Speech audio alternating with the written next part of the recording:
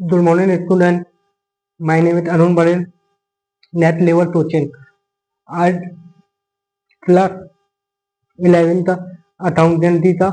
आज हमारा टॉपिक है जनरल एंट्री। व्हाट है जनरल एंट्री? जनरल एंट्री क्या होती है? जनरल एंट्री क्यों बनाते हैं? हमारे क्यों काम आती है? जितना पढ़ेंगे आज हम लोग जनरल एंट्री के रूप में। तो meaning of journal according to M K. Taylor के अकॉर्डिंग a general is a chronological record of financial transaction of a business।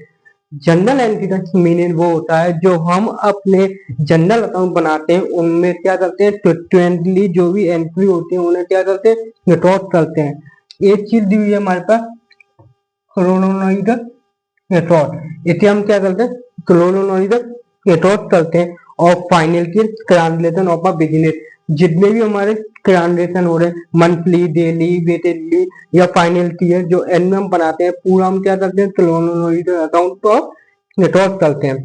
एक है बुक ऑफ प्राइम एंट्री। ये सबसे पहली एंट्री होती है हमारी प्राइम एंट्री होती है बिजनेस की। और ओरिजिनल एंट्री, इसे हम ओरिजिनल एंट्री भी बोलते हैं, जिसे हमारी प्राइम एंट्री होती है। प्राइम एंट्री और ओरिजिनल एंट्री होती है in which all of the business translation are taught the first in a sequence in which the translation head of actual author। इन्होंने बोला है इतिया बुक ऑफ प्राइम एंट्री, ये हमारी प्राइम एंट्री है। एंड ओरिजिनल एंट्री, ये हमारी original entry होती है in which the business translation are record in the first and secondly. General entry mean होता है जो हमारी एक एग्जांपल के थ्रू समझिए। ये मेरा बिजनेस है, कोई भी मेरा बिजनेस चल रहा है। सबसे पहले मैं एक एंट्री बनाऊंगा, एक हमारी बुक होती है जनरल एंट्री बुक, उसमें मैं पोस्टिंग करूंगा सारी एंट्री कौन सा मैंने उधार बेचा, कौन सा मेरे पास आया माल मेरे बिजनेस में, कौन सी मेरी इनकम हुई, कौन से मेरे एक्सपेंस हुए, अच्छे सारे जितने भी एंट्री सारी मैं चाहता हूँ जनरल में। जनरल सबसे पहली वाली हमारी क्राइम बुक होती है हमारे बिजनेस की। फर्दर क्या होती है, इट इज क्लोनोइड of the financial translation of a business, पहला पॉइंट। दूसरा point it is a book of original entry. ये ओरिजिनल एंट्री है record of the detail of translation from the variable source of document. तीसरा होता है it is record both the order of translation in debit and credit using the double entry system of the book keeping. इसका meaning क्या साल वाले का, हमारा जो भी जनरल बनाते हैं उनमें उतने टाइप होते हैं दो, एक तो डेबिट टाइप और ये होती है हमारी टाइप। दो टाइप होती है, पैसा आया या तो पैसा गया, आया या गया, डेबिट एंड क्रेडिट। ठीक है, अपनी जेब से जो पैसा आ रहा उसे क्रेडिट करेंगे, जो पैसा हमारा, ठीक है। और जो डेबिट एंड क्रेडिट दो तक होते हैं, डेबिट एंड क्रेडिट, ये भी हम अभी पढ़ेंगे डिटेल में। Record both of the answer of a translator in a debit and credit using the double entry system of a bookkeeping। अब हम समझते हैं इसका फॉर्मेट। फॉर्मेट क्या होता है,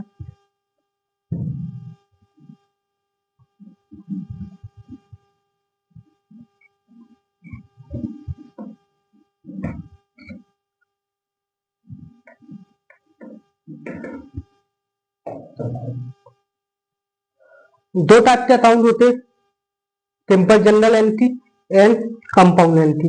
ये पूरा हम फॉर्मेट में समझते हैं क्या तो होती है। पहले बनाते हैं हम फॉर्मेट, जनरल एंट्री का फॉर्मेट ऊपर लिखते हैं general,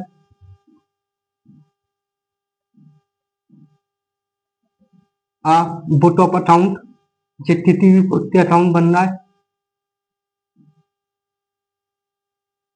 account and in the year, and in year में दैट है कंपनी का नाम। ठीक है, एक जो लाइन हो जाएगी, जो हो जाएगा हमारा डेट, जो हो जाएगा हमारा पर्टिकुलर, जो हो जाएगा एलएफ और एक लाइन, और जो हो जाएगा debit and credit, debit and credit.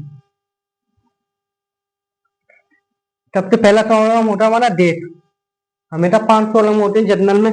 पहला कॉलम होता है डेट, दूसरा होता है पर्टिकुलर, तीसरा होता है एलएफ एलएफ की फुल फॉर्म होती है एयर फोलियो, जो हम इधर पढ़ेंगे एयर फोलियो। इधर आता डेबिट, इधर आता क्रेडिट। डेबिट तो हम डॉट फॉर्म में लेते हैं डीआर, और क्रेडिट को डॉट फॉर्म में लेते हैं टीआर, डेबिट बैलेंस है टीआर। जैसे एक एग्जांपल के थ्रू समझिए, मैंने बिजनेस स्टार्ट किया, बिजनेस स्टार्ट विथ टेट, टेट के फॉर्म में स्टार्ट किया। डेट पहला कॉलम, दूसरा कॉलम पर्टिकुलर, तीसरा एलएफ, चौथा डेबिट नोट, पांचवा क्रेडिट नोट। अब इन्हें बोलते हैं date particular LF debit credit note क्या होता है। सिंपल जनरल एंट्री होती है, it is type of entry in which only to account, दो अकाउंट में एंट्री होती है। तब इफेक्ट चलता है दो अकाउंट में, पहला अकाउंट होता है डेबिट, दूसरा होता है क्रेडिट। या तो डेबिट में बैलेंस आएगा या क्रेडिट में बैलेंस आएगा। कंपाउंड एंट्री, कंपाउंड एंट्री वो कंपाउंड एंट्री होती है जो हमारे बिजनेस में दो बार एंट्री हो, या दो बार टैक्स ट्रांजेक्शन हुआ, या दो बार टैक्स ट्रांजेक्शन हुआ, उसे क्या बोलते हैं कंपाउंड एंट्री, दो अकाउंट में एंट्री करते हैं।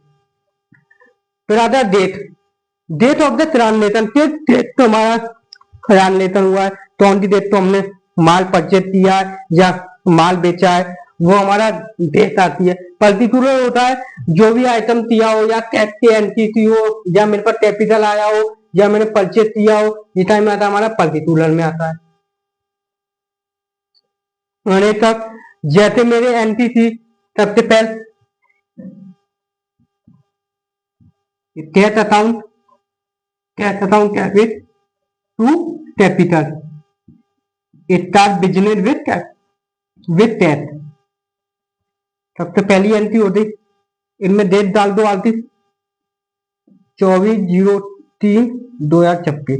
आज की डेट होती, मैंने बिजनेस का दिया 5 लाख, 5 लाख, 5 लाख की इन्वेस्ट कर दिया मैंने बिजनेस। सबसे पहली एंट्री होती है, तो इनमें क्या लेते हैं, जो नीचे been start business with cash.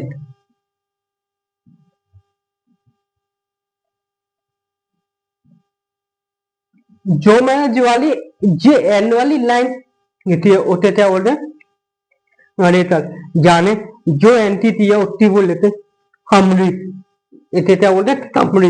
Explain of the translation, किस टाइप से हमने एक्सप्लेन किया, ट्रांसलेशन क्या आया हमारे पास, कैसा आया, तो कैपिटल हमने बिजनेस स्टार्ट किया किसके टैक्स के रूप में, कैपिटल के रूप में।